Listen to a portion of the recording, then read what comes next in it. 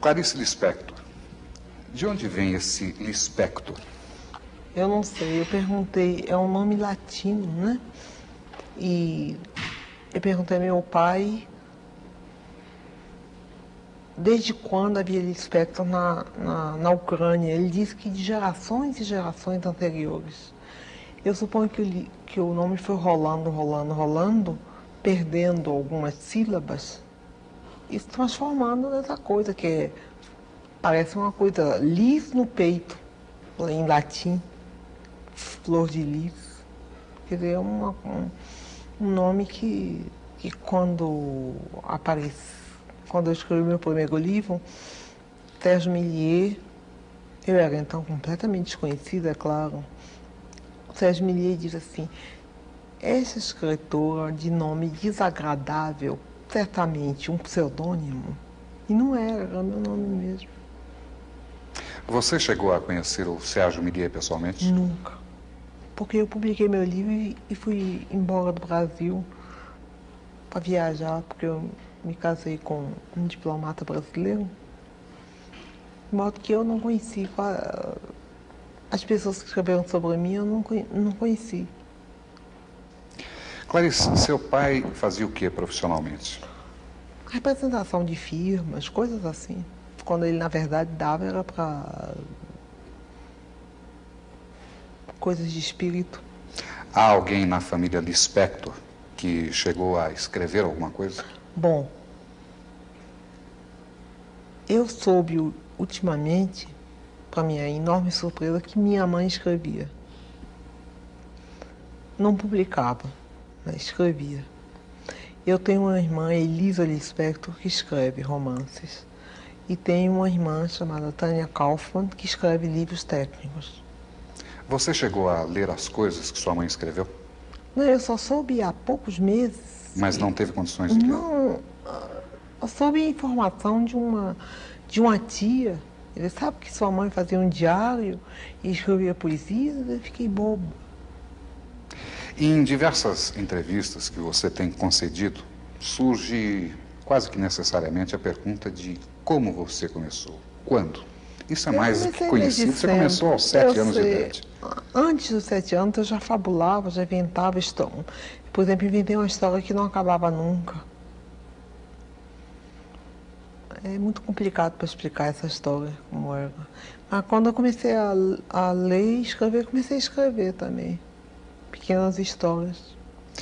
Quando a jovem, praticamente adolescente Clarice Lispector descobre que realmente é a literatura, aquele campo de criação humana que mais a atrai, a jovem Clarice tem algum objetivo específico ou apenas escrever sem determinar um tipo de público? Apenas escrever. Você poderia nos dar uma ideia do que era a produção da adolescente Clarice Lispector? Caótica, intensa, inteiramente fora da realidade da vida. Desse período, você se lembra do nome de alguma produção?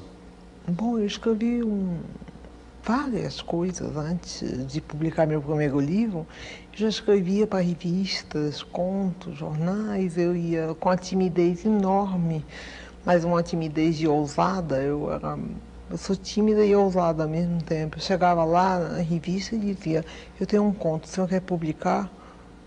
Aí eu me lembro que uma vez foi o Raimundo Magalhães Júnior, que olhou, leu um pedaço, olhou para mim e disse: você copiou isso de quem?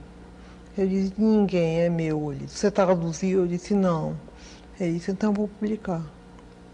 Era assim, era nessa base. Você publicava essas obras em quais publicações? Ah, não me lembro. Jornais, revistas.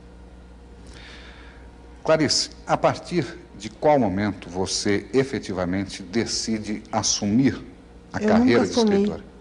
Eu nunca assumi. Por quê? Eu não sou uma profissional, eu só escrevo quando eu quero. Eu sou uma amadora e faço questão de continuar a ser amadora. Profissional é aquele que tem uma obrigação consigo mesmo de escrever. Ou então com o outro, em relação ao outro. Agora, eu faço questão de não ser um profissional, para manter minha liberdade.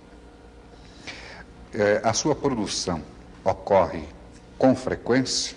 Ou você tem períodos de produzir intensamente? Tem período de produzir intensamente, tem períodos hiatos, em que a vida fica intolerável. Esses hiatos são longos ou não? Dependem, pode ser longos, e eu vegeto nesse período. Ou então eu, para me salvar, me lanço logo numa outra coisa, como por exemplo, acabei a novela, estou meio oca, então estou fazendo a história para criança. Como é que você explica a Clarice Lispector voltada para a literatura infantil? Eu não sei, começou com meu filho,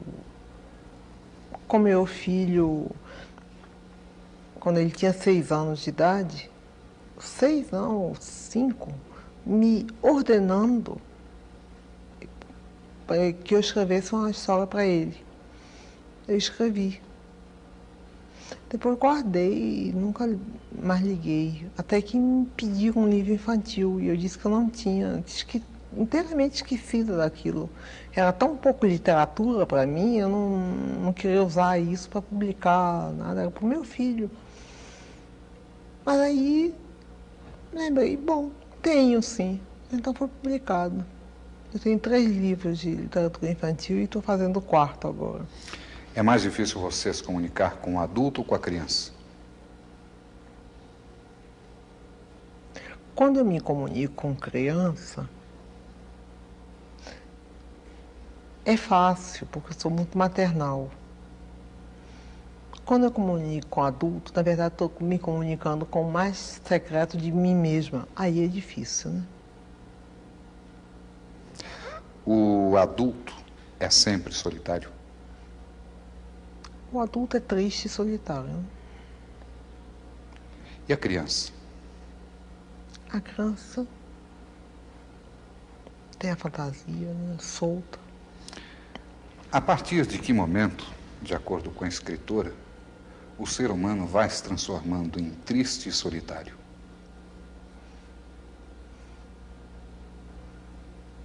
Isso é segredo. Desculpa, não vou responder. A qualquer momento da vida, basta um choque um pouco inesperado e isso acontece. Mas eu não sou solitária, não, tenho muitos amigos. E só estou triste hoje porque estou cansada. De modo geral, sou alegre.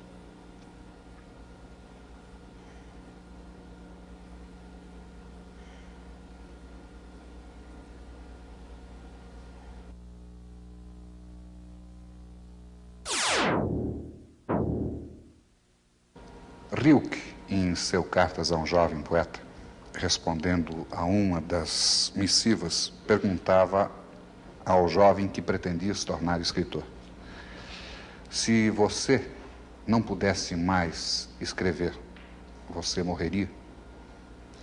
A mesma pergunta eu transfiro a você. Eu acho que enquanto não escrevo, eu estou morta. Esse período é muito duro, o período entre um trabalho e outro. E ao mesmo tempo é necessário para haver uma espécie de esvaziamento da cabeça, para poder nascer alguma outra coisa. Se nascer, é tudo tão incerto. Clarice, como é que você escreve seus trabalhos? Existe algum horário específico? Em geral é de manhã cedo, né? São as minhas horas preferidas, são as da manhã. Você acorda que horas? 4h30, 5h já acordo. Fico fumando, tomando café, sozinha, sem nenhuma interferência. Quando eu estou escrevendo alguma coisa, eu anoto a qualquer hora do dia ou da noite, coisas que me vêm. O que se chama inspiração, né? Agora, quando eu estou no ato de concatenar as inspirações, aí eu sou obrigada a trabalhar diariamente. Você se considera uma escritora popular? Não. Por qual razão? Bom, me chamam até de hermética, como é que posso ser popular sendo hermética? E como você vê essa observação que nós colocamos entre aspas, hermética? Eu me compreendo. De modo que eu não sou hermética para mim. Bom, tem um conto meu que eu não compreendo muito bem. Que conto? O Ovo e a Galinha. Entre os seus diversos trabalhos, sempre existe, isso é natural, um filho predileto. Qual é aquele que você vê com maior carinho até hoje?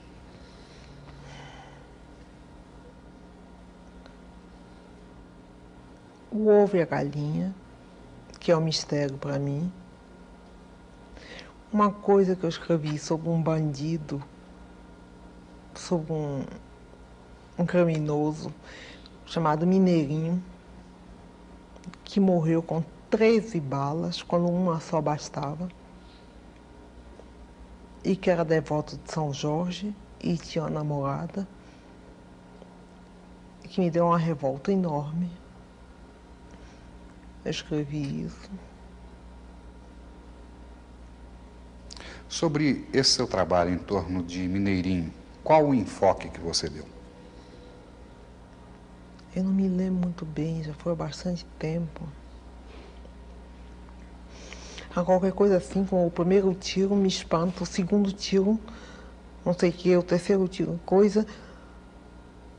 O 12º me atinge, o 13º sou eu. Eu me transformei no Mineirinho, massacrado pela polícia. Qualquer que tivesse sido o crime dele, uma bala bastava. O resto era vontade de matar. Era prepotência.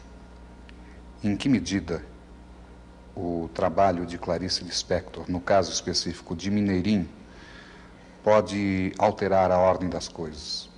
Não altera em nada. Não altera em nada. Eu escrevo sem esperança que eu escreva altere qualquer coisa. Não altera em nada. Então, por que continuar escrevendo, Clarice? E eu sei.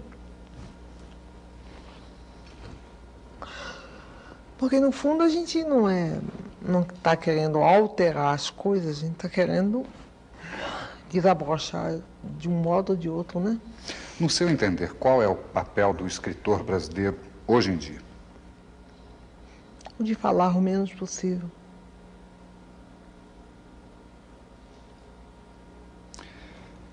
Você tem mantido contato com outros escritores brasileiros? Eventualmente. E mesmo, acredito, latino-americanos. Latino-americano. Quais aqueles que você acredita serem os mais significativos desse tempo atual? Eu prefiro não citar nomes porque eu vou esquecer alguns e vai ofender, vai ferir. Assim eu não cito ninguém. Mas aquele que a toque mais de perto, que lhe diga mais intensamente. Não falar nada. Clarice era uma mulher muito tímida, mas quando ela sentia amizade por alguém, como foi no meu caso, ou afinidade, vamos dizer assim, muito profunda, então houve, eu diria, desde esse primeiro instante em que nós nos conhecemos, uma abertura. Ela me contava, ou ela lia seus manuscritos, ou ela me pedia para anotar uma ou outra frase que lhe ocorria no momento em que ela não podia fazê-lo. Posteriormente, com o estreitamento dessa amizade e também a minha habilidade como datilógrafa, porque Clarice, depois de um certo tempo, ela dizia que sentia muita preguiça de datilografar, que não era hábito dela, né? Porque ela nunca escreveu, nunca fez manuscritos, ela sempre datilografava seus trabalhos. E, ultimamente, então, como eu dizendo, ela passou a não sentir vontade. Ela dizia que estava com preguiça, mas nós sabíamos, depois ficamos sabendo que era motivada pela doença, que ela desconhecia, que ela tinha, mas que já estava minando todo o seu organismo. Ela nunca pressentiu? Eu acho que não.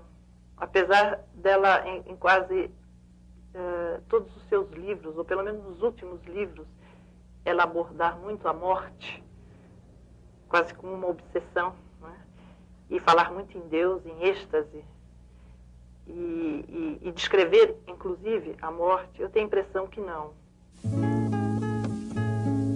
E eis que depois de uma tarde de quem sou eu, e de acordar a 1h da madrugada em desespero, eis que às 3h da madrugada acordei e me encontrei.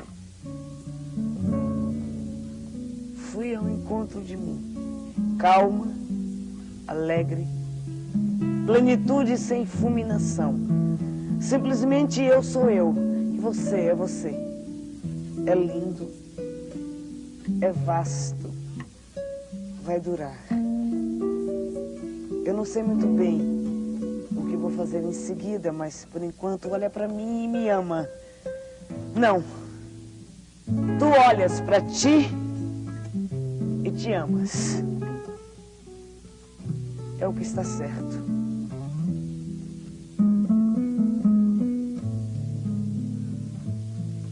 Quando eu estive estudando cinema nos Estados Unidos, eu me dediquei a ler toda a obra de Clarice, todos os livros de Clarice. E quando eu estava buscando uma obra para ser adaptada, foi justamente A Hora da Estrela, que era um dos últimos, que era o último livro dela, e com o qual eu me identifiquei muito, porque eu descobri o Brasil fora do Brasil. E eu acho que a Macabeia é uma heroína sem nenhum caráter, assim, não sei que ela é heroína sem nenhum caráter, mas ela é, vamos dizer, a contrapartida do Macunaíma, entendeu? E ela é a imagem do Brasil. Para mim, eu acho que a Macabeia é o retrato do Brasil, pelo menos naquela época.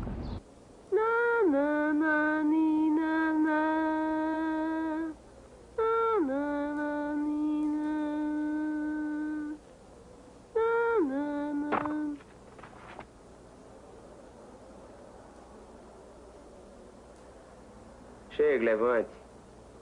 Venha. Não, facadinha de nada, precisa não. Venha, levante. Ah! Vou te mostrar que é um olímpico, Macabeia. Ai, deve ser assim viajar de avião! Ai!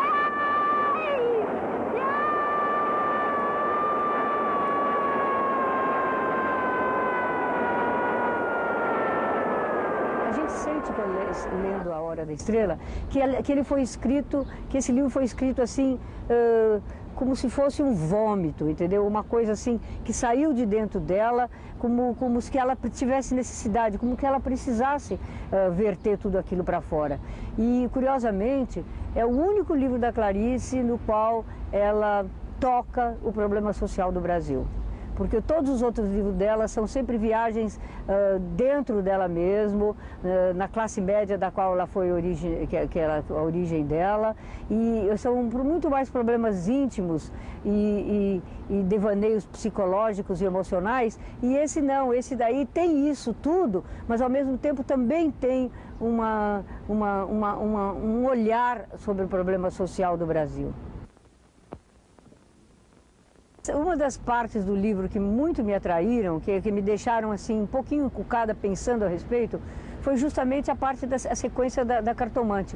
Porque na sequência da cartomante, mesmo no livro ela cita isso, que a cartomante tinha errado, fez um erro ali. E aquela moça que tinha sido atendida antes da Macabeia e que saiu, inclusive no filme eu mostro ela descendo a escada toda acabrunhada, triste, entendeu?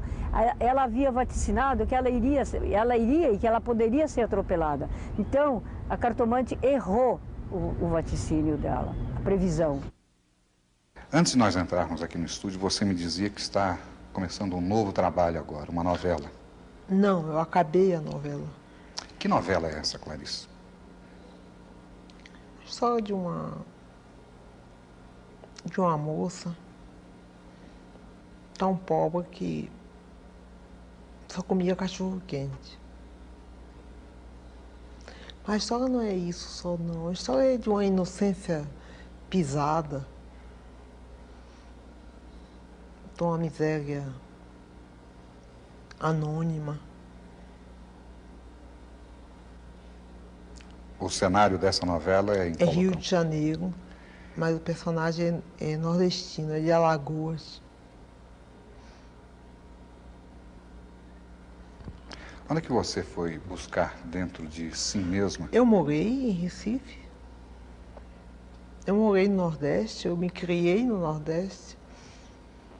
E depois, no Rio de Janeiro, tem uma feira dos nordestinos, no Campo São Cristóvão. Uma vez eu fui lá e peguei o ar meio perdido do nordestino no Rio de Janeiro. Daí começou a nascer a ideia de um... Depois eu fui a uma cartomante e imaginei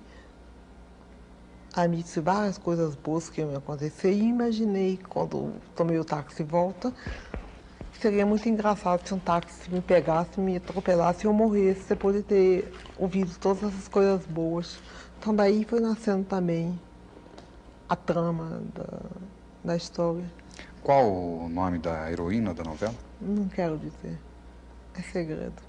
E o nome da novela, você poderia revelar? 13 nomes, 13 títulos. Você entra em contato, eu acredito que com frequência, com jovens estudantes universitários? De vez em quando me procuram, mas eles têm muito assim, medo de me atrapalhar. Eles têm muito medo de que eu não receba. Por qual razão? Eu não sei porquê. Mas aqueles que conseguem ou romper a Aí timidez, ficam perfeitamente à vontade comigo e tomam um café comigo e entram na minha casa e eu recebo como amigo. normalmente o contato do jovem estudante com você revela que tipo de preocupação? Revela uma coisa surpreendente, é que eles estão na minha. O que significa estar na sua? É que eu penso às vezes que eu estou isolada e quando eu vejo estou tendo universitário, gente muito jovem, que está completamente ao meu lado. Aí me espanta e é gratificante, né? Nós ouvimos com frequência de que as novas gerações pouco leem no Brasil. Você confirma isso? Bom, os universitários são obrigados a ler porque impõem a ele a obra, né? Agora eu não estou a par dos outros. De seus trabalhos, qual aquele que você acredita que mais atinja o público jovem? Depende inteiramente. Por exemplo, o meu livro A Paixão Segundo GH, um professor de português do Pedro II veio lá em casa e disse que leu 4 vezes o livro e não sabe do que se trata. No dia seguinte, uma jovem de 17 anos, universitária, disse que este livro é o livro de cabeceira dela. Quer dizer, não dá para entender. Isso aconteceu em relação a outros de seus trabalhos? Também em relação a outros dos meus trabalhos. Qual que você Ou se lembra toca agora? ou não toca. Ou, quer dizer, suponho que me entender não é uma questão de inteligência, e sim de sentir, de entrar em contato. Tanto que o professor de português e literatura, que devia ser o mais apto a me entender, não me entendia. E a moça de 17 anos lia e relia o livro. Parece que eu ganho na releitura, né, o que é um alívio. Você acredita que essa dificuldade é própria para apenas algumas camadas de nosso tempo e com novas gerações ela será entendida de imediato ou continuará? Não tenho a menor ideia. Não tenho a menor ideia. Eu sei que antes ninguém me entendia, agora me entendem. A que você atribui isso?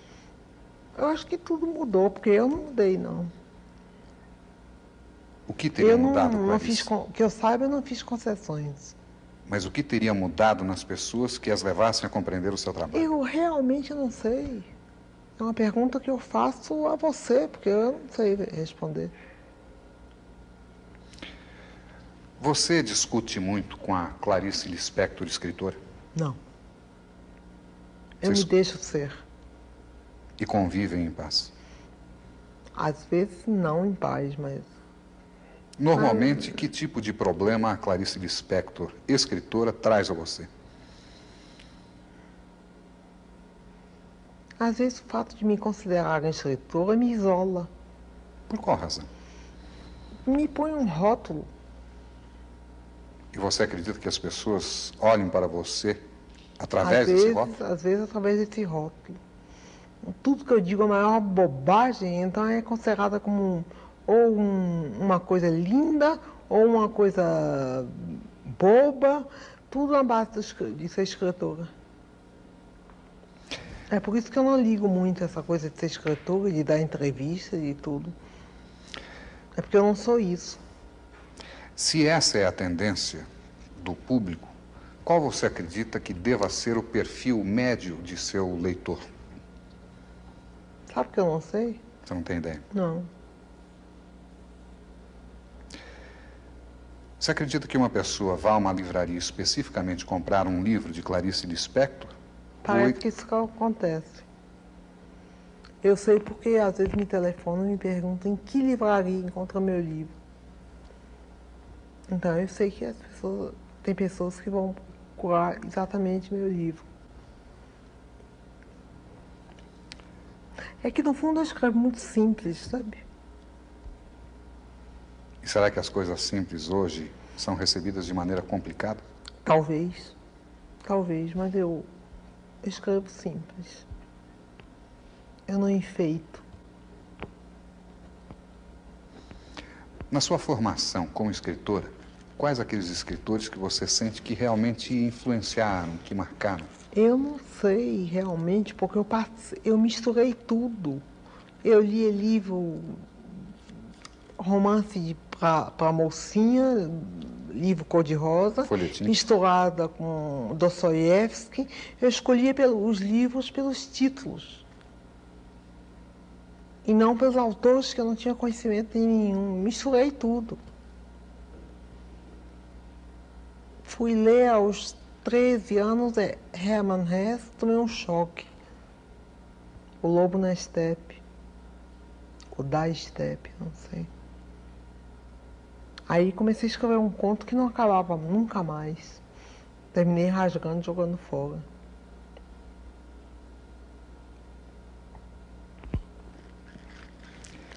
Isso acontece ainda agora de você produzir alguma coisa e rasgar? Eu deixo de lado ou rasgo. Não, eu rasgo, sim. É produto de reflexão ou uma emoção Raiva, instantânea? um pouco de raiva. Com quem? Comigo mesmo. Por que, Clarice? Sei lá, eu tô meio cansada Do quê? de mim mesmo. Mas você não renasce e se renova a cada trabalho novo? Bom, agora eu morri. Vamos ver se eu renasço de novo.